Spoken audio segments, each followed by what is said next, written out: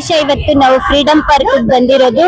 ನಮ್ಗೆ 3 ತಿಂಗಳಿಂದ ಇನ್ಸೆಂಟಿವ್ ಹಾಕಿಲ್ಲ, ಮತ್ತೆ ಫಿಕ್ಸ್ಡ್ ಇನ್ಸೆಂಟಿವ್ ಅಂತ ನಮ್ಗೆ ಸ್ಟೇಟ್ ಗೌರ್ಮೆಂಟ್ ಇಂದ ಆಗ್ಲಿ ಸೆಂಟ್ರಲ್ ಗೌರ್ಮೆಂಟ್ ಇಂದ ಆಗ್ಲಿ ಇನ್ನೂ ಹಾಕಿಲ್ಲ. ಸೊ ಅದಕ್ಕೋಸ್ಕರ ಈ ಸ್ಟ್ರೈಕ್ ಮಾಡ್ತಾ ಇದೀವಿ.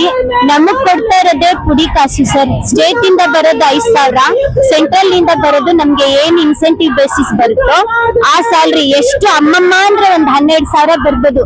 ಅದನ್ನ ಕೊಡಕ್ಕೆ ಫೈನಾನ್ಷಿಯಲ್ ಇಯರ್ ಸರ್, ಎಲ್ಲರಿಗೂ ಗೊತ್ತು ಫೈನಾನ್ಷಿಯಲ್ ಇಯರ್ ಅಂತ. ಆದ್ರೆ ಯಾಕೆ ಪೆಂಡಿಂಗ್ ಇಟ್ಕೊಳ್ತೀರಾ? ಆಶಾಗಳಿಗೆ ಅಂತಾನೆ ನೀವು ಸಪರೇಟ್ ಆಗಿ ಎತ್ತಿಡಿ ನಿಮ್ ಬಜೆಟ್ ಅಲ್ಲಿ.